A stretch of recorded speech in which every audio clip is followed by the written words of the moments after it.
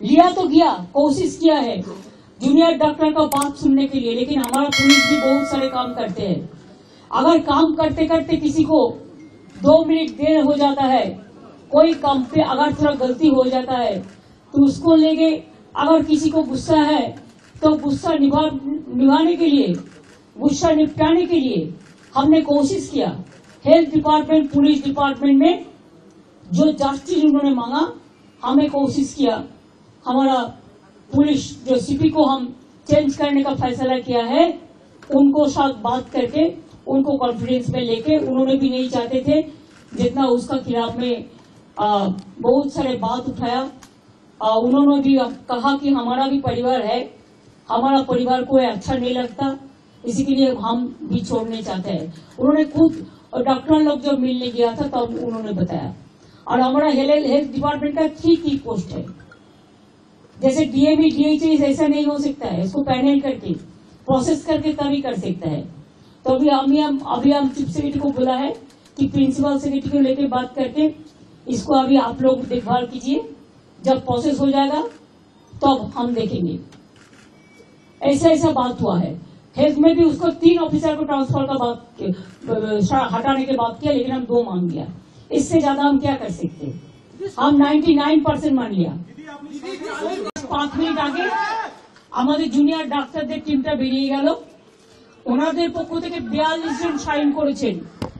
এখানে আপনারা দেখতে পাচ্ছেন মনোজ পন্ত আমাদের পক্ষ থেকে chief secretary, government of West বেঙ্গলের পক্ষ থেকে মিনিটসে সই করেছেন, এবং ডাক্তারদের পক্ষ থেকে, জুনিয়র ডাক্তারদের পক্ষ থেকে 42 জনের প্রত্যেকেই তারা তাদের সিগনেচার করেছেন।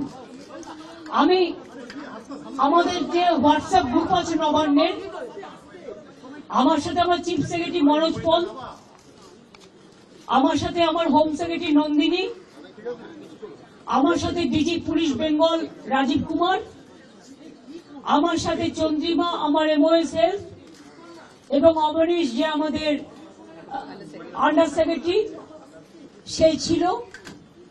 তাছাড়াও অনেক অফিসাররা এবং অনেক বন্ধু বান্ধবরা, মানে যারা কাজ করেন সারাক্ষণ প্রশাসনের, ওদের দেখভাল করার জন্য ছিলেন।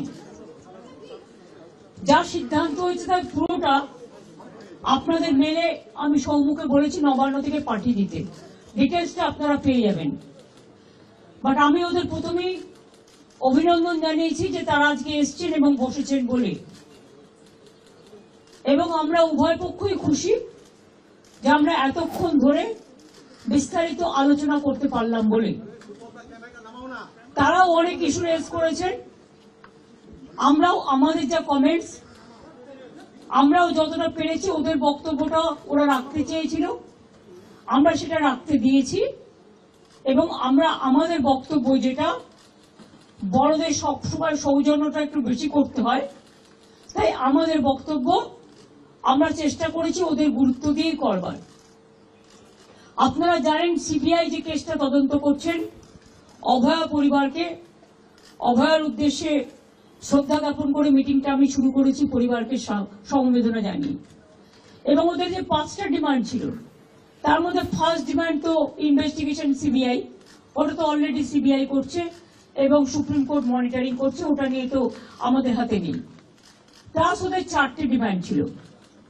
4টে ডিমান্ডের মধ্যে যেটা ছিল, যে মেল ওরা আমাদের করেছে, একটা হচ্ছে 3টে নাম দিয়েছিল ফ্রম হেলথ ডিপার্টমেন্ট, একটা ডিএমই, একটা ডিএইচএস, আর একটা হেলথের প্রিন্সিপাল সেক্রেটারি। আমরা ওদের বোঝালাম যে একসাথে যদি পুরো ঘরটা খালি করে দেওয়া যায় তাহলে অ্যাডমিনিস্ট্রেশনটা চলবে কি করে। সুতরাং আমরা ওদের কথা মতো ডিএমএ এবং ডিএইচএস কে সরাবার সিদ্ধান্ত নিয়েছি, এবং তাদের সম্মানজনক ভাবে, এর থেকে উঁচু পোস্ট ওদের আর কিছু হয় না।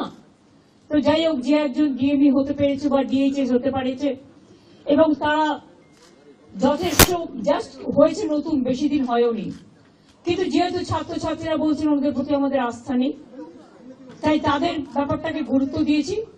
বাট এটাও ঠিক, আমি কিন্তু ডিএমই কে বা ডিএইচএস কে আমরা কাউকে অসম্মান করিনি, কিন্তু ওদের বিরুদ্ধে যেহেতু চিকিৎসকদের ক্ষোভ আছে এবং তাই ওদের দাবি মেনে নিয়ে আমরা বলেছি এই দুজনকে সরানোর সিদ্ধান্ত আমরা নিয়েছি। 3 নম্বর হচ্ছে ওদের যেটা ডিমান্ড ছিল 4 নম্বর, 3টের মধ্যে 2টো করলাম। আর 4 নম্বর ডিমান্ড যেটা ছিল সিপি বিনীত গোয়ালকে সরিয়ে দেওয়ার জন্য।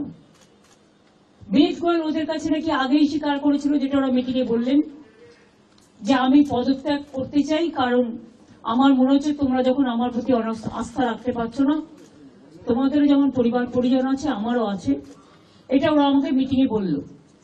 এবং বলার পরে আমরা কথা বলি নিজেদের মধ্যে, সিদ্ধান্ত নিয়েছি আগামীকাল 4টের পর আমরা কলকাতা পুলিশ এ বদল আনব এবং নতুন সিপিকে দায়িত্বভার বিনীত দেবেন।